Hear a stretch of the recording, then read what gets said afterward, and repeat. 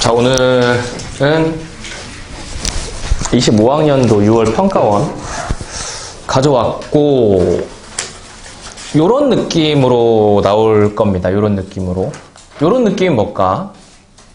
고난이도가 하나 정도, 그리고 나머지는 완전 고난이도는 아니고 그것보다 조금 아래에서 3개가 나오는데, 독서론 지문을 배제하고 나면은 총 지문이 3개가 나올 거고요. 그 중에서 중상 난이도 이렇게 해서 2 지문이 나올 겁니다. 패드 한번 가져. 패드? 가져와. 우리 오늘 지금 A어부터 할 건데, 요 A어 지문에 대해서 완벽하게 이해를 하기가 쉽지 않은 게 당연합니다. 어려웠지. 이 지문은 수험 공부를 하는 모두에게 다 평등하거든. 여태까지 내가 잘해왔건 못해왔건 상관이 없어요. 다 평등해. 막 이렇게 만드는 지문이란 말이야. 근데 우리 같은 경우에는 시간을 좀 더 들였죠. 그렇기 때문에 해결할 수 있었을 거고, 실질적으로 요번 1번부터 17번까지를 풀기 위해서 최대한 할애할 수 있는 시간은 35분입니다. 35분. 5분에서 10분 좀 더 했던 거지, 우리는.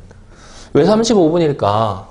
비문학에서 난이도가 계속 갈린다, 비문학에서 변별력이 계속 갖춰진다라는 얘기가 계속 돌아가지고, 이제 문학 문제도 비문학처럼 내기 시작하고 있어요. 그래서 문학을 먼저 풀면 된다. 문학을 먼저 풀고 나서 남는 시간 동안 비문학에 투자한다. 아니면 선택 과목을 먼저 풀고 문학을 풀고 남는 시간 비문학에 투자한다. 방식은 여러 가지가 있겠지. 1, 2, 3번까지 먼저 풀고 나서 선택 과목 풀고 문학 풀고 비문학 푸는 사람들도 있겠고, 상대적으로 비문학 1번부터 17번까지를 먼저 풀고 가는 사람들은 소수일 텐데, 다들 어떻게든 초반에 시간을 아끼고 풀려고 머리를 짜내고 있을 거잖아. 근데 그런 식으로 접근을 하다가 문학을 풀었더니 20분이 남았다는 애들이 되게 많았어요. 이 시험 같은 경우는 그래. 그래서 내가 뒤에 문학까지 다 넣어줬거든. 그거는 나중에 시간을 재놓고 한번 풀어보는 것이 좋을 것 같아. 총 몇 분쯤이 걸릴까? 우리 이건 40분? 35분에서 40분 정도? 40분 풀었다 생각을 하고, 이제 문학 풀어보고 18번부터 35번까지 한번 풀어보고 얼마나 걸리나 한번 계산을 해봐. 그리고 나서 비문학이랑 문학 시간 합치고 남은 시간 11문제 선택 과목을 풀어야 되는데, 거기에 몇 분을 투자할 수 있을까? 그것도 생각을 해보면은 좀 좋을 거예요. 요 A어 같은 경우에는 원래 오늘 과학기술을 하기로 했었는데 일부러 이걸 먼저 했습니다. 왜냐면 우리 여태까지 수업을 한 게 요 A어 지문을 해결하기 위한 빌드업이었다고 보시면 돼요. 여태까지 했던 모든 내용들이 전부 다 들어가 있는 지문입니다. 자, 일단 주제통합 관련해서, 주제통합 말고 좀 더 큰 영역으로 가볼까요? 자, 평가원.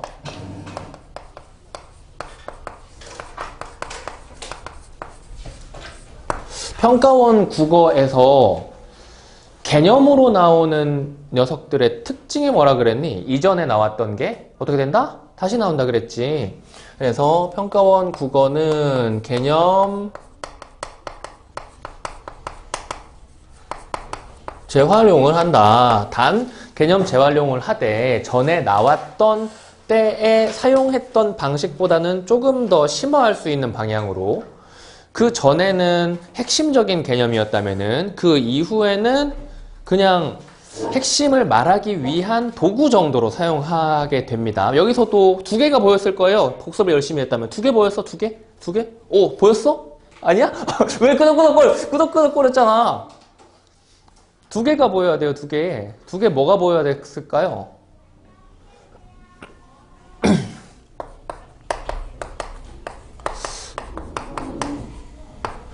콰인의 총체주의 지문이 기억나십니까? 논리실증주의자, 포퍼, 콰인 이야기했던 거. 거기에서 사용됐던 개념 중에 분석이랑 종합이라는 논리 쪽 개념이 있었죠. 여기 나왔죠. 그리고 2번째, 이거는 우리 최근에 했던 거니까 편하겠지. LP 지문에서 나왔던 뭐였어요? 전권 긍정이죠. 그래서 복습을 열심히 했다면은 분석적이라는 말과 종합적이라는 말에 대해서, 이 단어에 대해서 이미 개념적으로 들어가 있었을 거고, 전권긍정이라는 녀석에 대해서 사실 안 봐도 됐을 겁니다. 그럼 얘들을 다 알고 안 봐도 됐다면은 이 지문을 아마 제 시간에 풀 가능성이 더 높아졌을 거예요. 무슨 말인지 알겠어? 이것 말고도 뭐 들어가 있긴 하지만은 뭐 일단은 요렇고요. 그리고 가장 중요한 것은 평가원 비문학에서 우리가 제일 중요하게 생각해야 될 거는 작은 거라 그랬니? 큰 거라 그랬니? 큰 거라 그랬죠? 큰 거. 큰 거. 제일 중요한 거는 크게 보기입니다. 어려운 지문일수록 크게 봐야 답이 나오는 문제들이 하나가 아닌 두세 개가 나올 수 있어요. 그리고 가에서 나, 주제통합 지문에서 가에서 나로 이어질 때 어떠한 수를 써서든 요 연결점을 무조건 찾으셔야 됩니다. 연결점을 무조건 찾으셔야 돼요. 무조건. 안 보이는데요? 너네 해병대 정신 아니야? 해병대 정신? 안 되면 되게 하라. 이게 해병대 정신이거든? 그러니까 안 돼도 되게 해야 돼. 안 돼도 되게 해야 돼. 그게 이 지문을 읽는 핵심적인 키입니다. 왜 그런지는 같이 좀 이야기를 하면서 설명을 해드릴게요. 자, 주제통합 지문이기 때문에 무조건 가와 나 사이에서 교집합을 찾아야 돼요. 무조건이에요. 근데 가 지문을 읽고 나니까 나 지문으로 연결이 안 돼. 연결될 것 같잖아. 연결되는 말들이 나오잖아. 근데 연결이 되디? 연결이 안 돼요. 연결이 안 되면 무슨 문제가 일어나냐? 3점 보기 문제 해결이 안 됩니다. 자, 보자. 가부터 갑시다.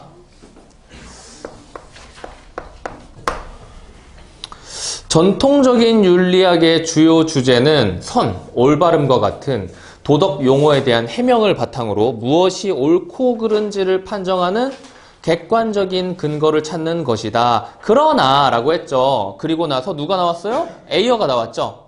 그렇기 때문에 가에서는 일단 주체가 둘이 일문단에서 나옵니다.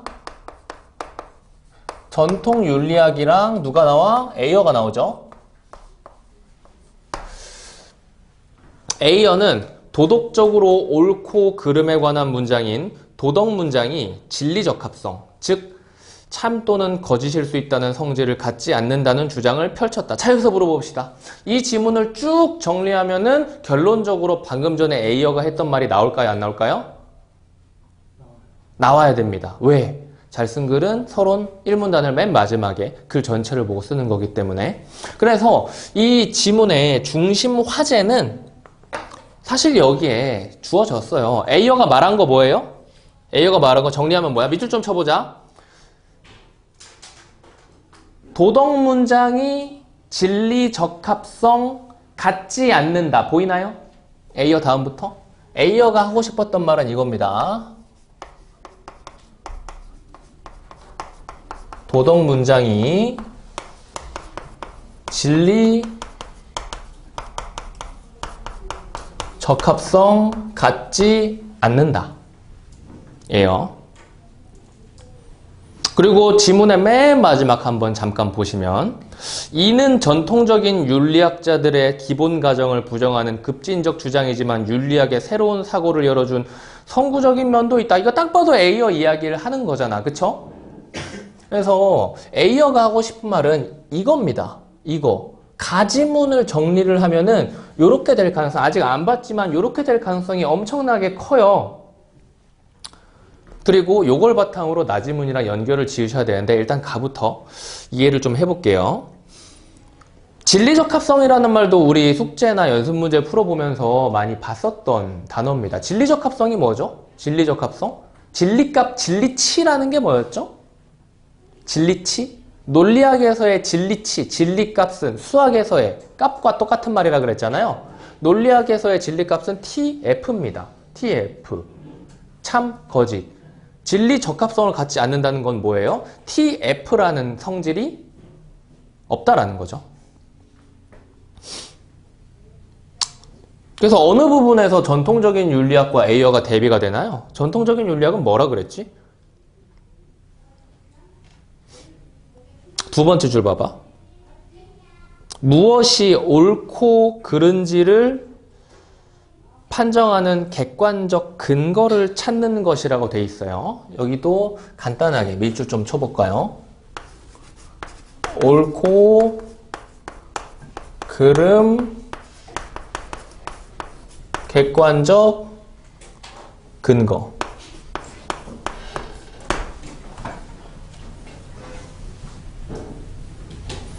자, 이 둘 사이에서 어떤 식으로 연결이 되냐면은 옳고 그름에 대한 이야기를 하는 문장이 뭐야? 도덕 문장이잖아요. 옳고 그름에 대해서 객관적으로 근거를 자꾸 내고 싶은데 A어가 계속 그걸 실패해 왔단 말이지. 만족스러운 결과를 만들지 못했어요. 그걸 계속 보더니 A어가 이런 말을 한 거야. 그거 원래 안 되는 거야. 그거 원래 안 되는 거야. 라고 이야기를 했던 겁니다. A어, 이 문단입니다. A어는 진리적 합성을 갖는 모든 문장은, 자, 이제 여기가 1문단이었고, 2문단 여기쯤으로 내려오면 되겠죠? A어는 진리 적합성을 갖는 모든 문장은 그 문장에 사용된 단어의 정의, 여기 이제 분류를 했죠? 단어의 정의를 통해 검증되는 분석적 문장이거나 경험적 관찰에 의해 검증되는 종합적 문장. 자, 분석적 문장은 따로 찾아보고 관찰하고 필요해요, 안 해요? 안 필요해요. 그쵸? 안에 이미 있단 말이에요. 그래서 분석적 문장이라고 합니다. 여기는 그대로 좀 써야 됩니다. 진리 적합적이라고 우리는 말을 좀 바꿀게요. 진리적합적인 모든 문장입니다. 진리적합적인 모든 문장은 두 가지, 분석적인 문장 그리고 종합적인 문장이다.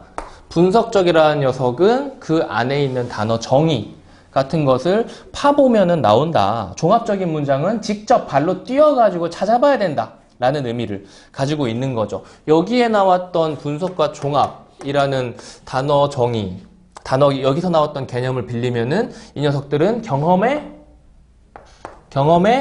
의존하는 녀석들입니다. 경험에 의존. 발로 직접 뛰고 관찰해야 결과가 나온다면 당연히 경험에 의존하는 거겠죠. 하지만 얘는 경험에 의존하지 않는 녀석들인 거죠. 우선 이 원리를 바탕으로 도덕 문장은 진리 적합성이 없대요. 지금 앞에 했던 말을 지금 뒷받침하기 위해서 이 이야기를 하고 있는 겁니다. 자, 우선 그는, 자, 숫자 1번 동그라미 해보세요. 1번 도덕 문장은 분석적이지 않다는 기존의 논의를 수용했다. 자, 1번 도덕 문장은 분석적이지 않다라고 했습니다. 기존 논의를 수용했어요. 읽어보자. 선은 A이다 라는 도덕 문장이 분석적이려면 수어인 A가 주어인 선이라는 개념 속에 내포되어 있어야 된다. 하지만 선은 속성이나 내용을 더 이상 분석할 수 없는 단순 개념이므로 해당 문장은 분석적인 단순 개념 밑줄만 좀 쳐볼까요? 여기에 나온 게 뭐 단순 개념이라는 용어가 새로 나왔죠. 새로 나온 단어니까 그냥 한번 체크만 하고 넘어가는 겁니다. 그렇다고 해서 선은 A다라는 도덕 문장이, 자, 여기 2번 동그라미 쳐볼까요? 경험적 관찰로 검증될 수 있는 것도 아니다. 이거 어디로 가야 돼? 당연히 여기죠. 종합적으로 가야죠. 종합적으로. 경험적 관찰로 검증되는 게 종합적 문장이라며 이것도 아니래요. 얘도 아니래요. 선, 그 자체는 우리의 감각으로 검증할 수 없기 때문에, 자, 검증 불가입니다. 요 안 되는 근거를 하나하나 써줬죠? 3문단. 어려워 보였겠지만은 사실은 구조를 잘 짜놓고 계속 흐름이 잘 이어지고 있는 겁니다. 자, 진리적 합성을 갖는 모든 문장은 분석적이거나 종합적 문장인데 도덕 문장은 분석적 문장도 아니고 종합적 문장도 아니다. 그럼 어떤 문장이어야 될까라는 이야기예요. 이 다음 문단은. 자, 3문단. 도덕 문장은 다양한 감정이나 태도를 표현하고 타인의 감정을 불러일으키는 정서적 의미를 갖는다. 자, 그래서 도덕 문장은 정서적 의미를 갖는다라고 해요. 에이어는 그렇게 주장을 했습니다. 그는 많은 사람들이 도덕 문장이 진리적 합성을 갖는다고 오해하는 것은 도덕 용어의 두 가지 용법을, 여기 밑줄 한번 쳐볼까요? 도덕 용어의 두 가지 용법을 구분하지 못해서, 이것도 마찬가지죠. 정서적 문장이라는 것을 이야기하기 위해서 이제 또 다른 이야기를 바탕으로 해서 요 이야기를, 요 주장을 뒷받침하고 있는 겁니다. 자, 도덕 용어. 도덕 용어라는 애가 있는데, 요 도덕 용어는 첫 번째는 감정을 표현하는 표현적 용법이다. 표현적 용법이다. 그리고 단순히 어떤 사실을 기술하는 기술적 용법이다. 요 두 가지 용법이 있대요. 만약 도둑질은, 여기 괄호 한번 쳐볼까요? 만약부터 괄호 한번 쳐보자. 만약 쭉 읽을게요. 도둑질은 나쁘다가 도둑질이 사회적으로 배척된다는, 여기 밑줄, 사실 기술 하는 문장이라면 이 문장은 도덕적으로 옳고 그름에 관한 것이 아니다. 따라서 이 문장은, 여기도 밑줄, 도덕 문장이 아니고 경험적으로 검증이 가능하다. 에서 괄호를 닫아주세요.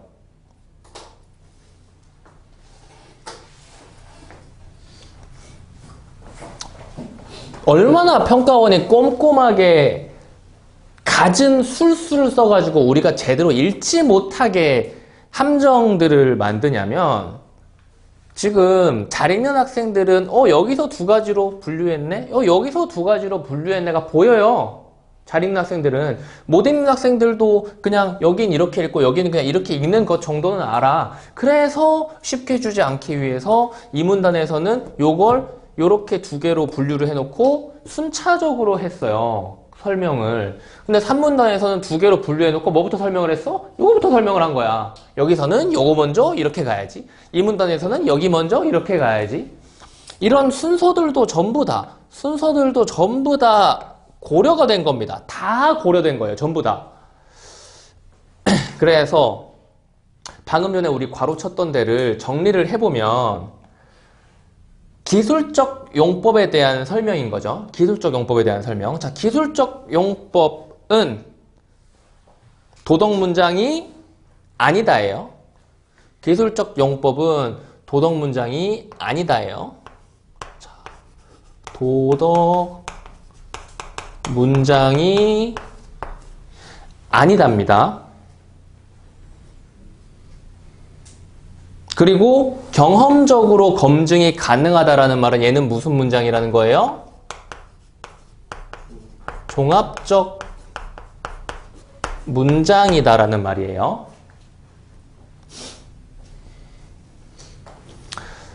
반대로 여기서 또 괄호를 칩시다. 반대로 그 문장이 도둑질에 대한 화자의 감정을 표현한 문장, 감정 표현한 문장은 표현적 용법이죠. 표현적 용법. 감정 표현에 밑줄 치시고요. 표현적이라고 좀 써주세요.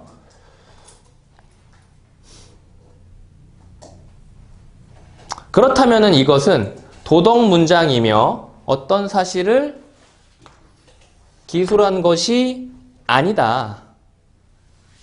에이어에게 도둑질은 나쁘다와 같은 도덕 문장을 진술하는 것은 감정을 담은 어조로 네가 도둑질을 하다니 라고 말하는 것과 다름없기 때문이다. 이런 거 보면은 그런 거 안 느껴지니? 너네는 아직 느껴질 때가 아닌가? 한 수능 보기 전 한 6개월 안으로 접어들어가지고 이제 여름이 지나기 시작하면 이제 학생들이 조금씩 미쳐가기 시작하거든요. 이런 거를 보고 이제 작년에 배웠던 학생들이 무슨 이야기를 한다면은, 와, 평가원 왜 이렇게 귀여워요? 라는 이야기를 했어, 나한테. 잘 생각해봐. 잘 생각해봐. 출제자가 이 글을 쓴 거야. 이 글을 쓰다가 네가 도둑질을 하다니! 라는 문장을 넣은 거야. 그리고 이거 말고 다른 지문에서 그거 있었지 않니? 무엇은 나쁘다. 이런 말이 있었잖아. 그런 거 보고 이제 뭔가 감정을 느끼면서, 이거 의인화 같은 거죠? 의인화 같은 거. 지문을 의인화해가지고, 아, 졸라 귀엽네. 이런 말들을 해요. 그렇게 돼야 돼. 이게 어이없는 게 아니야. 그렇게 돼야 된다고. 그렇게 돼야 돼.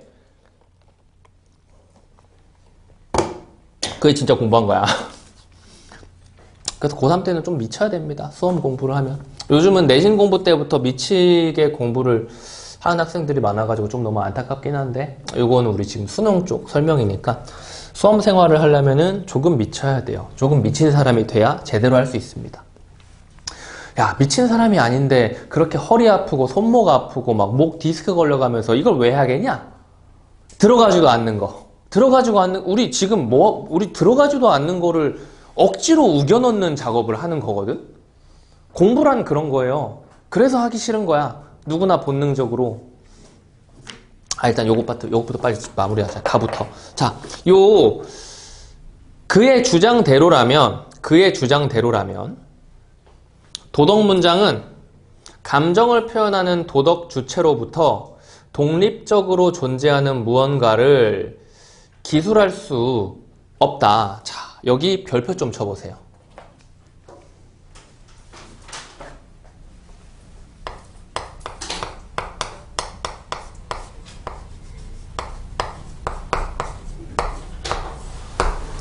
별표를 왜 치라고 했을까요? 별로 중요한 게 아닌 것 같은데.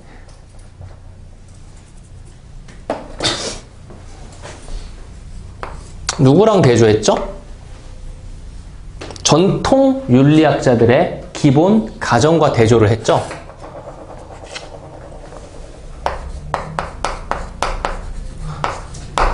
요걸 왜 별표를 치라고 했을까? 별거 아닌 내용인데. 왜 그러냐면 이건 그냥 지문 구조적인 특징 때문에 그런 겁니다. 내용이 어려워서라기보다는 지문 구조적으로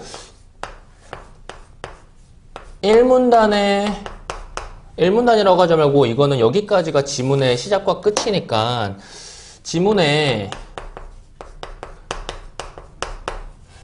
처음 그리고 지문의 끝에서 2회 대조 혹은 대비가 일어났기 때문에 별표를 치라고 한 거예요. 이 둘을 묶어주셔야 돼요. 이 둘을 묶어줘야 돼. 이렇게 묶어줘야 돼. 전통은 옳고 그름, 객관적인 근거, 그리고 주체와 독립하는 무언가를 서술할 수 있다는 이야기를 하였다라고 정리를 할 수 있어야 돼요.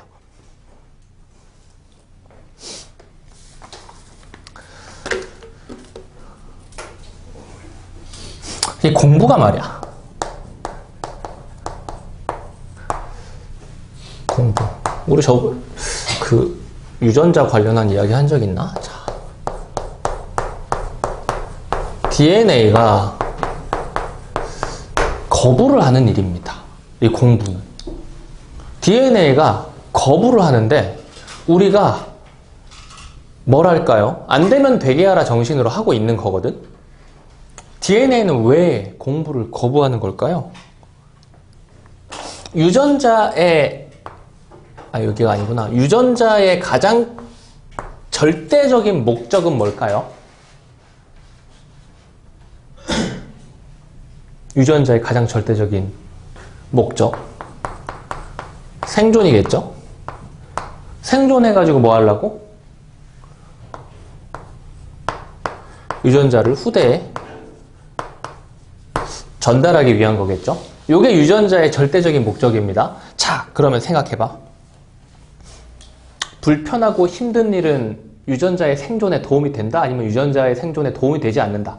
오히려 안 좋은 영향을 끼친다. 불편하고 힘든 일. 아무거나 하나 생각해봐.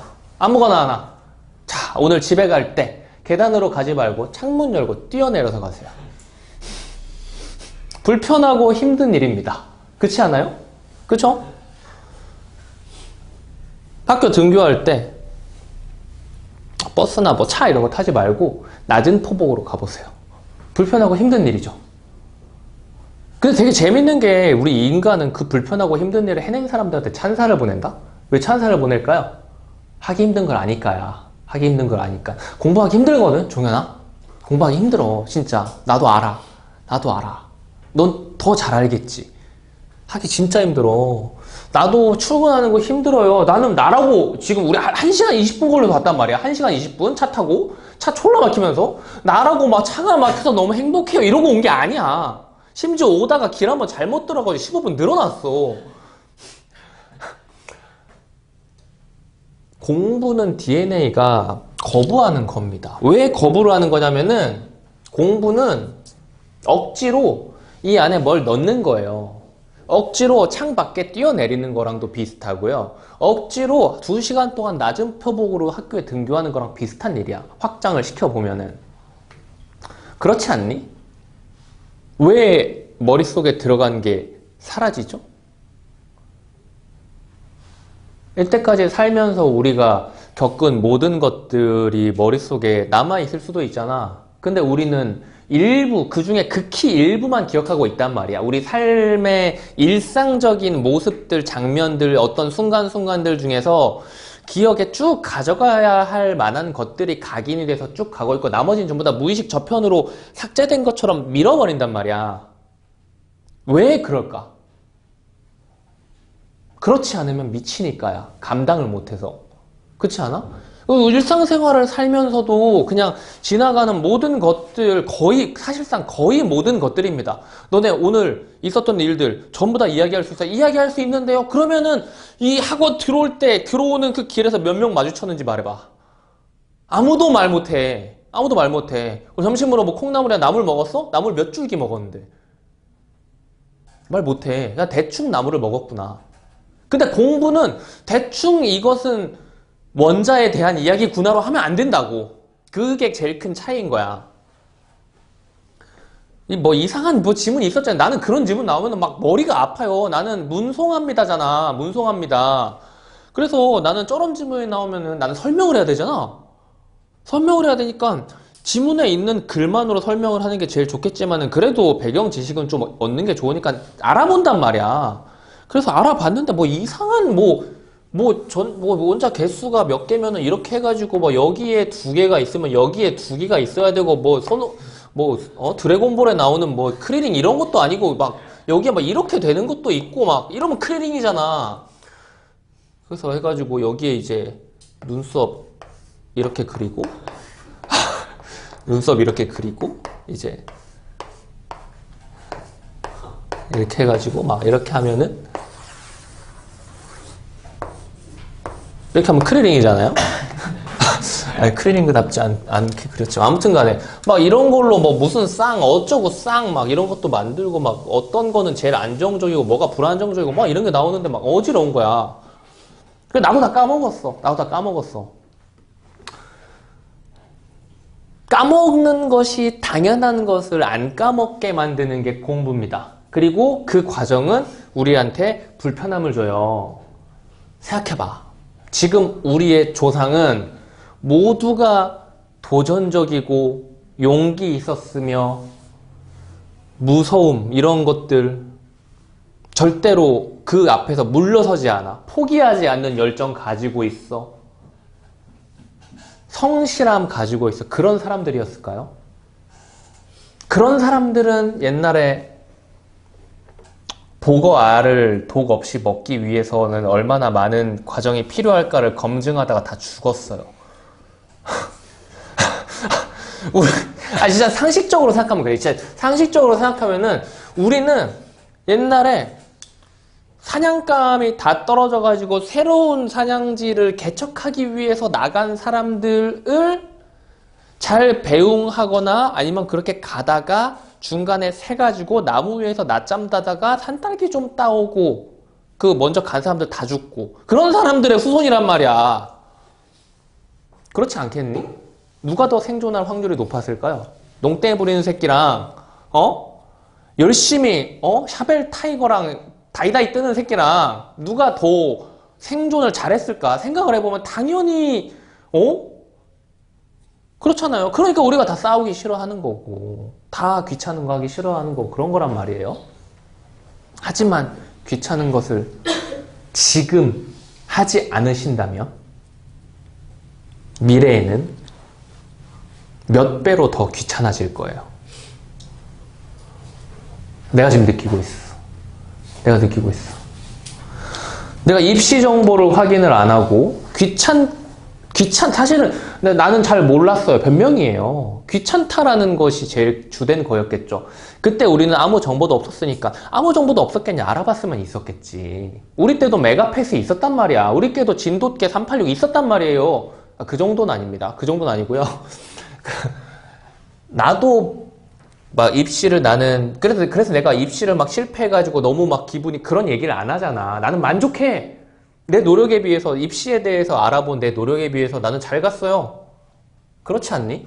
어떤 누가 감히 올해부터 이 과목을 안 보면은 서울대를 못 갑니다라고 서울대에서 공지를 했는데 그 공지가 나온 이후 시점에 국사 안 봐야지 하고 그 과목을 빼버렸겠어. 어떤 누가. 그렇지 않아?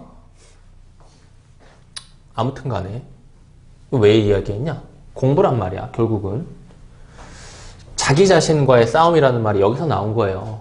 자기 자신과의 싸움. 그리고 그 자기 자신과의 싸움에서 사람들은 대부분 패배를 합니다. 패배를 해요.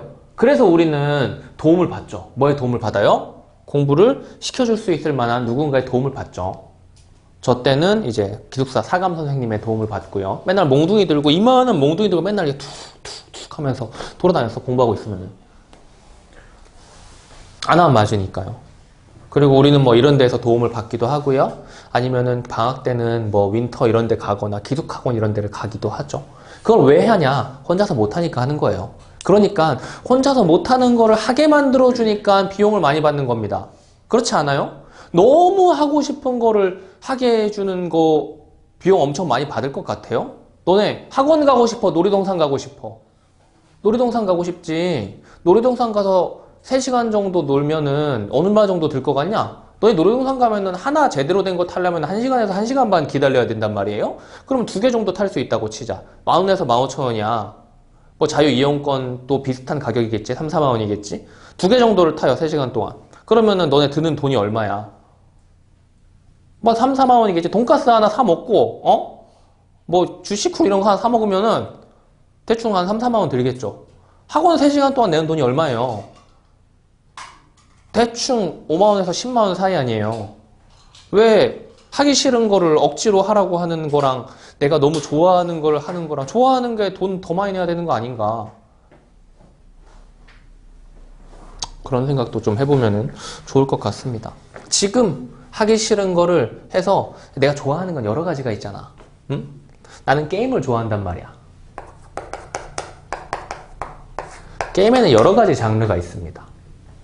고전 게임, 그리고 현대로 와서는 돈 안 드는 게임, 그리고 돈 드는 게임이 있어요. 돈 드는 게임이 있어요. 돈 드는 게임 중에서도 엄청나게 많이 드는 게임, 중간 정도 드는 게임, 적게 드는 게임들이 있단 말이에요. 지금 귀찮은 거를 열심히 하면은 내가 좋아하는 것을 할 수 있는 스펙트럼이 넓어집니다. 어떤 사람은 하루 만에 게임의 현질 1,000만원, 2,000만원씩 하기도 해요. 그리고 그 사람한테 그거는 그렇게 어마어마하게 큰 돈이 아닙니다. 그러니까 하겠죠? 내 전 재산이 2,000만 원인데 집 팔고 차 팔고 다 팔아가지고 게임에 현질하는 미친놈은 없을 거 아니에요. 이렇게 지금 귀찮음을 감수를 많이 하시면은 나중에 내가 좋아하는 거를 할 스펙트럼이 넓어져요. 나는 여기까지는 아니지만 지금 한 요 정도까지는 게임에 과금을 종종 하면서 살고 있단 말이에요. 5만원, 10만원, 뭐 20만원 뭐 이런 식으로. 근데 내가 만약 과거에 잘 귀찮은 거를 좀 감당을 하지 못했어. 귀찮은 거를 그냥 귀찮다고 해서 밀어버렸어. 그러면은 사실상 그럴 만한 시간이나 그럴 만한 돈이 없지 않았을까라는 생각을 좀 하고 있습니다. 뭐 정답은 아니에요. 정답은 아니야.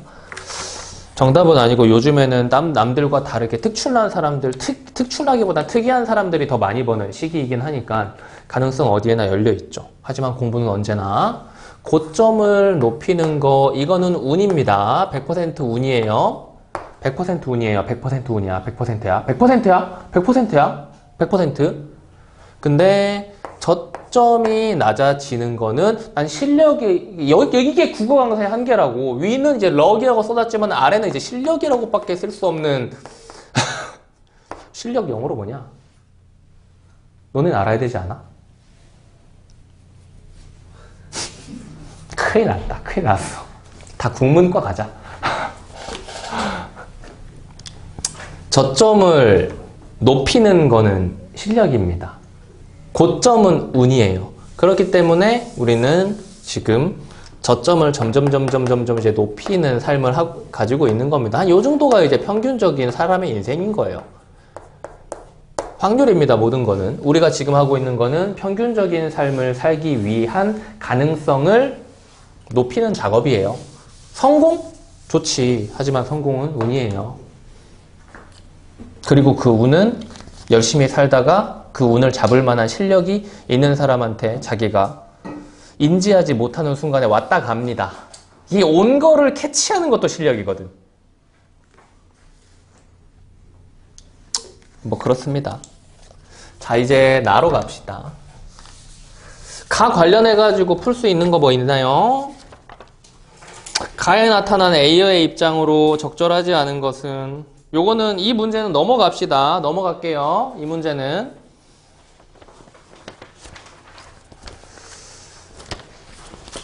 지금 중요한 건 그게 아니니까. 자, 이제 나로 와야 됩니다. 자, 가지문 정리하면 결국 뭐야? 한 문장으로 정리해봐. 가지문 정리하면. 이거 다 하위 개념 아니니? 하위 개념? 상위 개념으로 쭉 올라가면 어떻게 돼요? 쭉 올라가고, 쭉 올라가면 어떻게 돼요? 요거 하나 남아요. 요거 하나 남아요. 요거 하나에서 시작한 거야. A어는 도덕 문장의 진리적 합성이 없다라는 이야기를 했다. 그 근거로 분석적, 종합적, 정서적이라는 것을 이야기를 했고, 이 정서적이라는 것을 설명하기 위해서 도덕 용어의 표현적, 기술적 용법에 대한 이야기를 했습니다. 이게 가문단의, 가지문의 정리잖아요. 그렇기 때문에 맨 위로 올라가면 결국 남는 거는 요겁니다. 요거예요. 그래서 무조건 나지문과는 이걸로 엮으셔야 돼요. 무조건입니다. 무조건.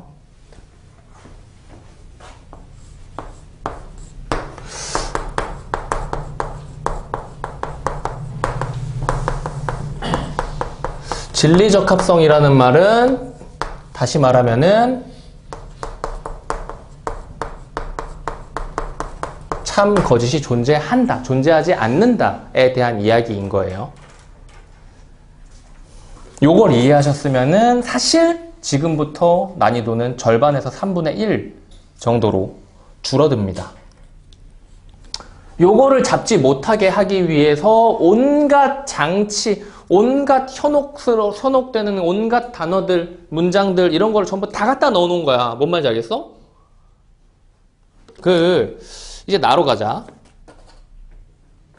논리학에서 제기된 의문이 윤리학의, 여기 밑줄 한번 쳐봐. 윤리학의 특정 견해에 대한 비판이 되기도 한다.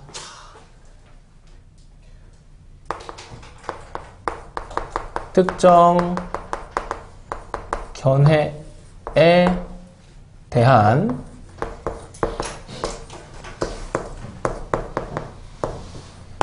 비판이 되기도 한다.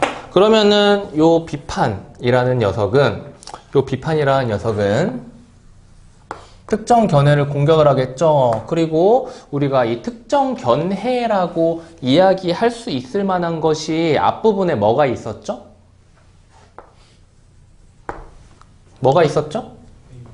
이것밖에 없었어요. 그쵸? 이것밖에 없었어요. 그래서 이 특정 견해는 도덕 문장은 진리 적합성이 있다, 없다? 없다. 그럼 이 비판의 내용은 뭐가 돼야 될까요? 있다가 될 수밖에 없습니다. 그쵸? 있다가 될 수밖에 없죠? 없으면 이런 문제 일어날 거 아니야? 라는 게 비판이잖아. 왜 이런 식으로 제가 비판을 이야기를 했을까요?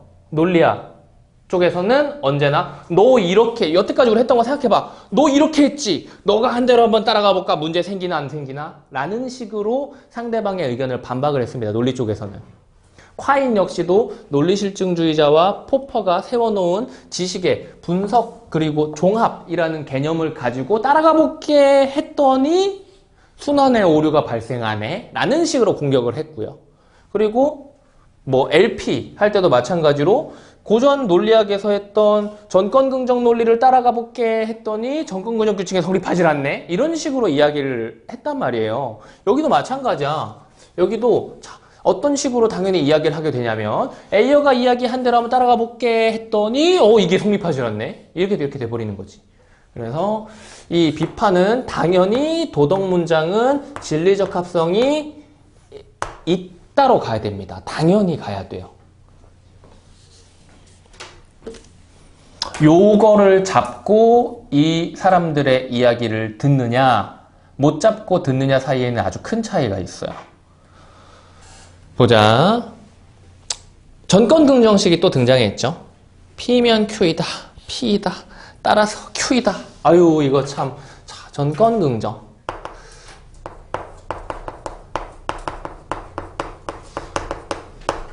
자, P면은 Q이다. 그리고 P이다. 따라서 Q이다. P면 Q이다와 P이다라는 두 전제가 이거 둘을 전제라 그러죠. 전제 그리고 얘는 결론입니다.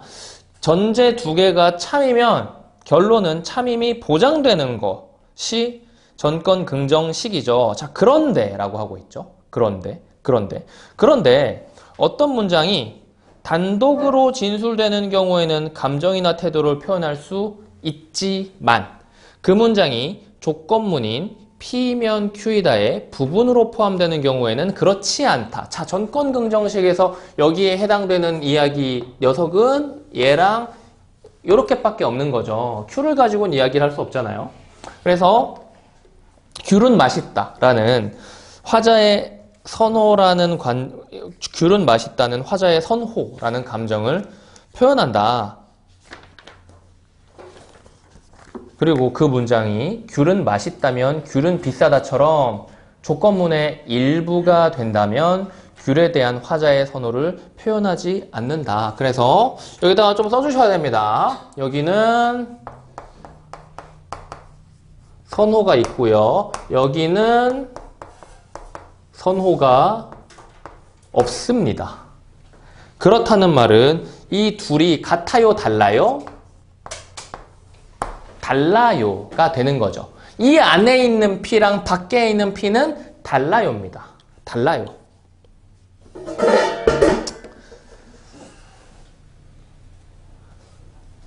이어서 읽어볼게요. 이에 전권긍정식의 P가 감정이나 태도를 표현하는 문장일 때 P이면 Q이다의 P와 P이다의 P다. 이것도 읽으면서 제대로 뭔 말하는지 몰랐으면은 이것도 읽으면서 눈이 막 팽팽팽 돌아갔을 거야. 이 사이에 이 둘이 뭘 이야기하는 거냐면 얘랑 얘죠. 얘랑 얘 사이에 내용의 차이가 발생을 하게 된다라는 말이죠. 그렇기 때문에 전권긍정식에서 이야기를 하는 것은 요 둘이 같다면은 요 세 번째 얘까지 같아지는 건데 요게 보장이 안 된다라는 거죠.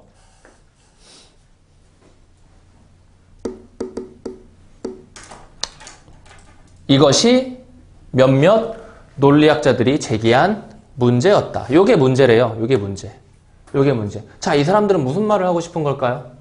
A어 편일까요? A어 반대편일까요? A어 반대편이겠죠. 이 사람들은 전권긍정식을 긍정하는 사람이에요? 부정하는 사람이에요? 전권긍정식을? A어를 긍정하면 전권긍정식 성립해야 해. 안 해. 그렇기 때문에 이 사람들은 전권 긍정식을 긍정하는 사람이겠죠.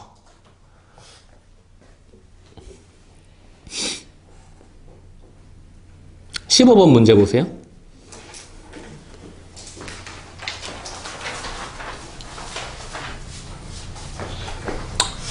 15번 문제의 답은 마찬가지로 우리 항상 했었죠. 주체를 A주체, B주체 둘로 나눠가지고 두 개의 문장이 답의 후보가 됩니다. 자, 여기 이야기했던 거를 그대로 문장으로 옮기시면 돼요. 써볼까요? 문제 위에다가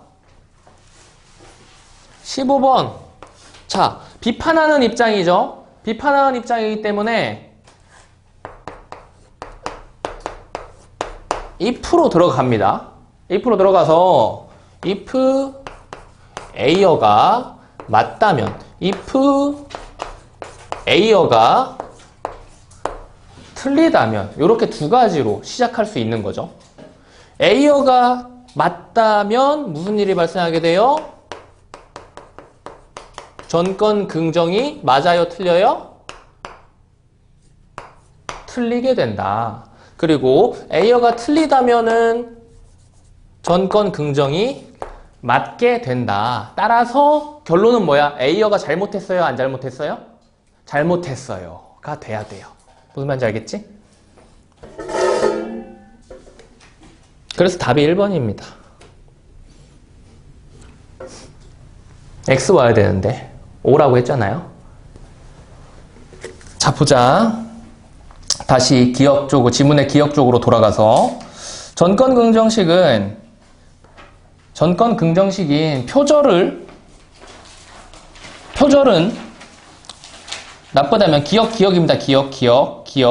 전권 긍정식인 표절은 나쁘다면 왜 은이 안 나오냐? 표절은 나쁘다면 표절을 돕는 것은 나쁘다. 표절은 나쁘다. P이면 Q이다. P이다. 그리고 따라서 표절을 돕는 것은 나쁘다. Q이다죠. 이 논증은 직관적으로 타당해 보인다. 하지만 표절은 나쁘다가 감정을 표현했다면 위 논증은 타당하지 않다고 해야 된다. 이 둘 사이에 감정을 표현하는 문장이 뭐였죠? 감정을 표현하는 문장이 뭐였죠? 감정을 표현하는 문장이 뭐였죠? 앞에 나왔던 걸 끌고 와야지. 감정을 표현하는 문장은 어디에서 누가 말한 거였죠? 가지문에서 A어가 도덕 문장은 정서적인 의미를 가진다라는 이야기를 하면서 말을 해왔던 거죠. 그래서 이 사람들이 하고 있는 이 논증 같은 경우에는 요걸 이렇게 만약에 끌고 올 경우에 이런 일이 발생한다예요. 무슨 말인지 알겠죠? 이해됐어? 그러므로 A어의 윤리학 견해를 고수하려면 이런 식으로 꼬아놓는다고. 이 사람들은 A어의 윤리학 견해 고수하기 싫은 사람들이야. 근데 고수하려면이라고 한 거죠. 고수하려면 도덕 문장을 포함하는 전권 긍정식의 타당성 부정을 해야 될 수밖에 없죠. 아니면은 전권 긍정식은 도덕 문장을 포함할 수 없다고 해야 된다. 이 쟁점에 대해 행크스는 이런 이야기를 했습니다. 자,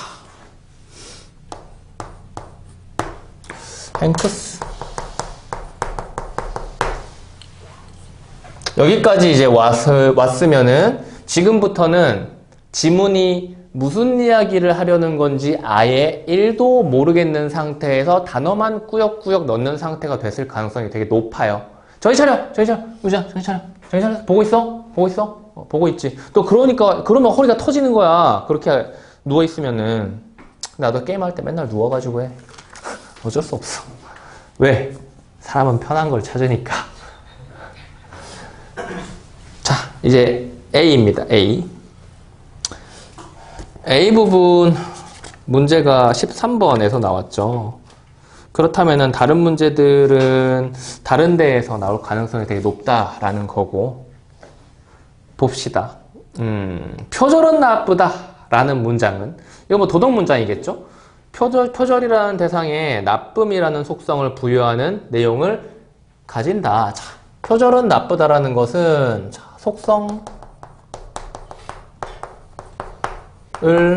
부여하는 특징을 갖는다. 그리고 화자의 문장 진술은 그 내용과 무관할 수는 없기 때문에 그런 문장은 단독으로 진술되든 그렇지 않든 판단적이다. 자, 별표 한번 쳐봐. 단독으로 진술되든 그렇지 않든 판단적이다. 별표 쳐봐. 왜 별표 치라고 했을까요? 요거 이야기하고 있는 거죠. 요거 이야기하고 있는 거죠. 자, 이 사람들은 잘못됐다라고 이야기를 하고 있는 거고요. 요 사람은 맞다고 이야기를 하고 있는 거고요. 요 사람은 여기에다가 더해가지고 아무튼 뭐라고 하고 있어? 무조건 판단적이다라는 이야기를 하고 있는 거죠. 판단적이다. 판단적이다. 판단적이라는 것은 대상에 속성을 부여하는 내용을 지니는 것이 그 문장의 본질이라는 것을 뜻한다. 도덕 문장을 여기도 밑줄 쳐보세요. 도덕 문장을 밑줄 치고 별표 쳐야 돼. 비롯한 모든 판단적 문장은 참 또는 거짓일 수 있다. 따라서 여기다 갈까? 따라서 바꿔야죠. 진리적 합성이 있다.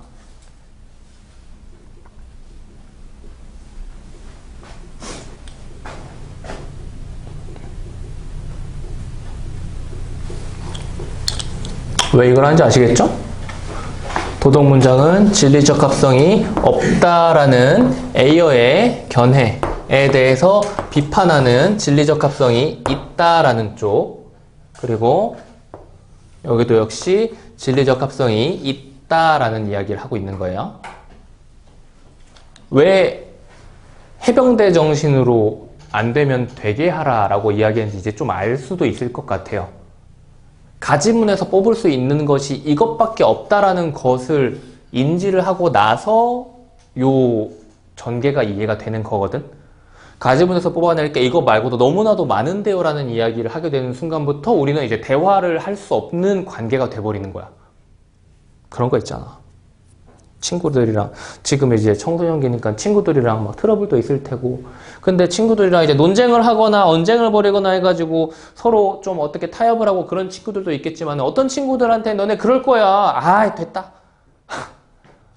그런 관계가 되면 안 되는 거야, 우리는. 그런 사람들이 있어요. 자, 보자.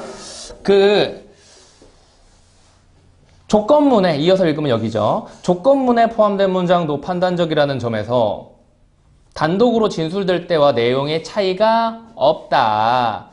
그러므로 이거 그래서 두 번 반복한 거야. 같은 말을 두 번 반복한 거야. 이 두 문장에 걸쳐가지고.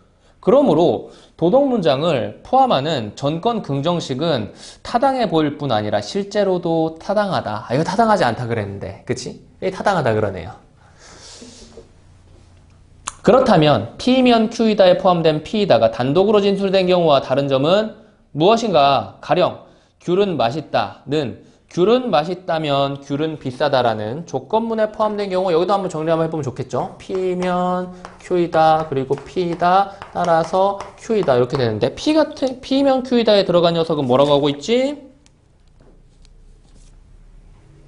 화자가 속성을 부여하지 않음. 화자가 속성 부여하지 않음. 그러면은 얘는 화자가 속성 부여겠죠? 화자가 속성 부여일 거고요.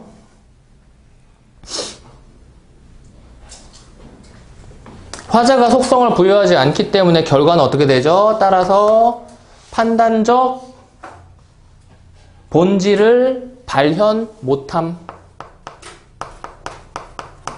판단적 발현 못함.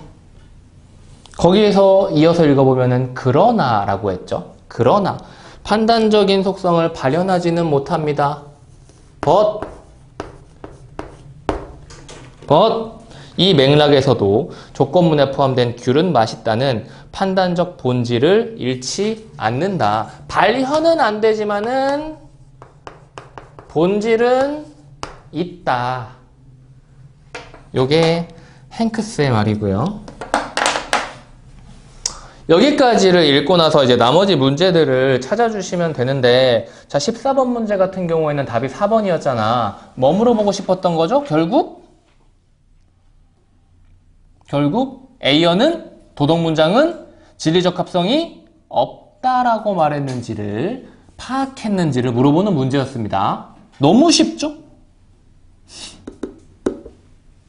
그리고 13번.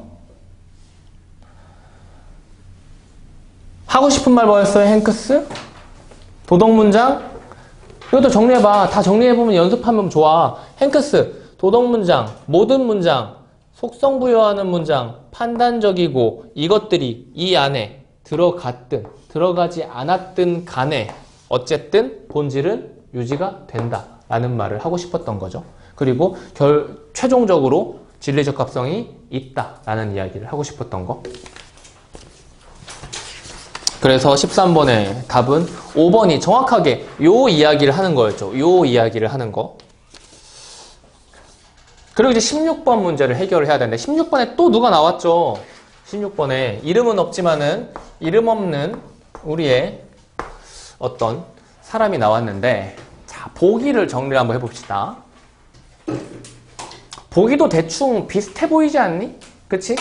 이쯤 왔으면은 보기도 여태까지 우리가 정리했던 거랑 비슷하게 정리가 되겠구나. 이게 요 가에서 이렇게 잡아야 얘랑 싸우게 하고 얘랑 싸우게 하고 얘랑 싸우게 할 수 있어요.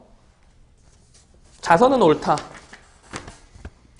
는 자선에 대한 찬성, 폭력은 나쁘다 는 폭력에 대한 반대라는 태도를 표현한다. 여기에서는 이제 태도를 표현한다 그러네요. 도덕문장을 포함하는 자선은 옳다면 봉사는 옳다는 조건문은 태도에 대한 태도를 표현한다. 위와 같은 주관적 태도들에는 여기 별표 쳐야죠. 참 거짓이 없다. 다른 말로 바꾸면 어떻게 돼요?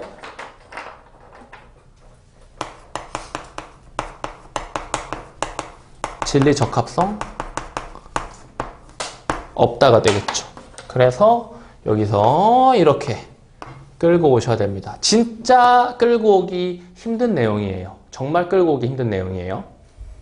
전체를 보라는 말을 제가 왜 그렇게 계속 강조했냐면은 이전 평가원 역시도 마찬가지로 전체를 보는 문제를 많이 내왔어요. 하지만 요 지문만큼, 요게 가장 최근의 평가원이잖아. 요 지문만큼 숨긴 상태에서 전체를 보게 만들려는 지문은 여태까지 거의 없었던 거야. 결국은 여러 가지 철학자가 나왔을 경우에 철학자들을 비교 대조하는 거랑 똑같은 이야기인 거죠. 철학자들이 무슨 이야기 하는 게가 제일 중요하다고? 이 사람이 제일 중요하게 생각하는 게 무엇인가? 그걸 가지고 무슨 주장을 하고 싶은가가 제일 중요하다 그랬단 말이야. 그리고 그 관점에서 다른 사람들이랑 비교 대조해야 된다라는 이야기를 했죠. 이것도 철학자잖아요. 철학자가 도덕문장이라는 대상에 대해서 진리적 합성이 없다라는 판단을 내렸고, 거기에 대해서 다른 존재들은 어떤 생각을 하고 있을까? 어떤 생각을 하고 있을까? 똑같은 거예요. 단 소재가 논리학이라서 존나 어려워졌을 뿐이야. 크게 봐야 돼. 여기 나와 있는 조그만 단일 정보들은 글의 본질이 될 수가 없어요. 그러니까 이런 것들을 장치로 써먹는 거죠. 자선은 옳다면 봉사는 옳다와 자선은 옳다가 나타내는 태도를 지니면서 봉사는 옳다에 반대하는 것은 비일관적이다. 자, 이 문장이 요걸 못 잡으면은 뭔 말인지 모르게 된다니까? 뭐 그렇지 않았니? 뭔 말인지 몰라요. 보기 읽고. 씨발 뭔 말이야. 진리적 합성이 없다. 진리적 합성이 없다. 자선은 태도라는 것을 포함하기 때문에 자선은 옳다면 봉사는 옳다. 이거 P면 Q이다잖아요. 그쵸? 그리고 자선은 옳다는 뭐예요? P잖아요. 그쵸? P면 Q이다. 그리고 P다가 참일 경우에 그냥 Q도 참일 수가 있는 것 아닐까. 이 사람은 이런 이야기를 하는 거죠. 자선은 옳다면 봉사는 옳다. 자선은 옳다. 따라서 봉사는 옳다가 타당하다는 것은 이런 뜻이다. 이 사람은 뭐 전권 긍정식이라는 것에 대해서는 긍정을 했고요. 행크스 긍정했어 안 했어요? 행크스도 긍정했죠. 그쵸? 이 둘은 판단적인 본질 당연히 있기 때문에 속성을 부여하는 그런 성질을 가지는 거기 때문에 괜찮다. 이 사람은 아니라 그랬고요. 그리고 이 사람까지는 뭔지 모르겠죠? 안 나왔으니까 뭐 아마 대충 뭐 맞겠다 하겠죠. 뭐 제대로 작동한다 뭐 이런 얘기를 하겠죠. 아마. 왜? A어는 이 사람들 이야기를 듣고 나서 아 그렇네요 죄송합니다 지성 이럴까요? 아니죠. 노노. 제 말이 맞음. 철학자들한테 모든 철학자들이 가장 그 정신적인 특징 중에서 가장 높게 솟아있는 것이 뭐냐면은 바로 자존심입니다. 연구하는 사람들이 가진 거라는 게 그래요. 그렇기 때문에 우리 지구에서 양자역학이 발전하기 위해서 가장 큰 역할을 한 사람 중에 한 명이 양자역학을 쓰레기로 치부했던 아인슈타인이었습니다. 아인슈타인은 양자역학은 개구라다. 양자역학은 아무런 쓸모없는 거다라는 걸 증명하기 위해서 여러 가지 연구를 했지만 어떤 연구도 양자역학을 비판하지 못했어요. 막 그런 거 있잖아요. 막 슈레딩거의 고양이 막 이런 것들 좀 유명한 예시들 있잖아. 그런 것들이 양자역학을 뒷받침하기 위한 거에서 나온 것보다는 오히려 양자역학을 까기 위해서 파고 있었는데 어쩔 수 없는 결과로 양자역학을 두둔할 수밖에 없게 된 녀석들이 되게 많아요. 왜냐하면 그 정도로 양자역학은 말이 안 되는 영역이기 때문이지. 이렇게 됐으면은 이제 정리를 하시면 됩니다. 모든 것을 관통하는 거 진리적 합성이라는 한 단어고요. 첫 번째 등장한 주체 누구죠? 보기 문제에서 선택지에 이거 무조건 외우세요. 보기 문제에서 선택지에 지문에서 봤던 사람들과 보기가 엮인 다양한 주체들이 나온다면 그 주체들이 하고 싶은 말을 핵심적으로 정리를 꼭 하셔야 됩니다. 그렇게 내요. 큰 걸 내요. 작은 건 앞에서 많이 냈잖아. 그러니까 큰 걸 낸다고. 자, 첫 번째 나온 주체 누구야? 이것도 틀린 사람이 있어요. A어가 아니라 전통적인 윤리학자들이죠. 자, 전통 윤리학자. 두 번째 A어. 그리고 세 번째는 A어를 비판하는 전권 긍정하는 사람들. 그리고 여기에다 대고 무슨 말을 했던 행크스라는 사람이 있었고요. 그리고 보기. 이렇게 있죠. 자, 전통적인 철학자, 진리적 합성. 뭐의 진리적 합성일까요? 도덕 문장입니다. 당연히. 전통적인 철학자. 일단 A어가 진리적 합성이 없다라고 했죠. 전통 철학자 있다 있어 없다 있어? 이 사람들은 옳다 그르다 판별할 수 있다 그랬잖아요. 있다 그랬고요. 비판하는 쪽 여기를 비판했으니까 있는 거고요. 행크스는 진리적 합성 있다 없다? 있다라고 했죠. 그리고 보기에서는 없다라고 했네요. 있다라고 했고요. 없다라고 했고 여기에 맞춰가지고 봐주시면 돼요. 1번 선지. 도덕 문장이 태도나 감정을 표현한다. 자, 1번 선지는 어디로 가야 돼? A어로 가야 돼요. 그쵸? 태도나 감정을 표현한다. 주장은 도덕 문장을 포함하는 조건문이 태도에 대한 태도를 표현한다는 조건 보기의 주장과 상충하는군. 여기 진리적 합성 없다 그랬네요. 진리적 합성 없다 그랬네요. 그래서 1번이 답입니다. 나머지 선지들도 이렇게 한번 해보세요. 다 똑같아요. 주체만 파악을 하자. 2번 논증의 타당성이 전제와 결론의 참에 의해 규정된다. 이거 누구로 가야 돼? 전제와 결론의 참을 이야기한 주체가 딱 한 명입니다. 그죠? 전권 긍정 쪽이죠. 그래서 2번 선지는 얘네한테 가야 되고요. 3번 무엇이 윤리적으로 옳고 그른지에 대한 객관적 기준을 세워야 된다. 객관적 기준 누가 말했죠? 전통입니다. 그리고 4번 귤은 맛있다가 귤에 대한 화자의 선호를 표현한다. 선호라는 단어는 누가 했었죠? 전권 긍정이 있었습니다. 그리고 5번 도둑질은 나쁘다가 화자의 정서를 표출함으로 진리적 합성이 없다라는 주장. 정서 표출 누가 이야기했죠? 자, 5번이죠. 행크스 왜 안 나왔나요?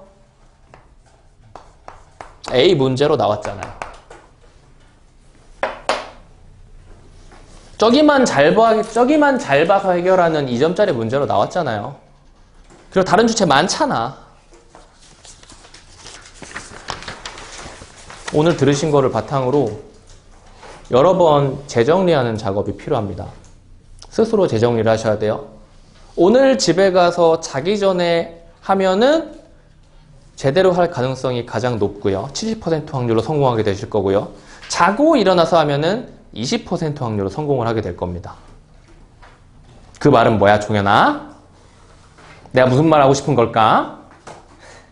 맞출 수 있겠니? 비문학 다 맞추는 것처럼 맞출 수 있겠니? 못 맞춰? 못 맞출 것 같아? 아니야, 넌 답을 알고 있어. 이 새끼야. 어떻게 하면 될 거라고? 뭐가 좋다고?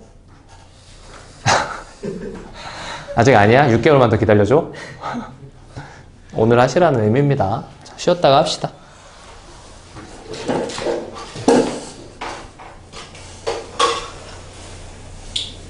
왜 안 꺼져?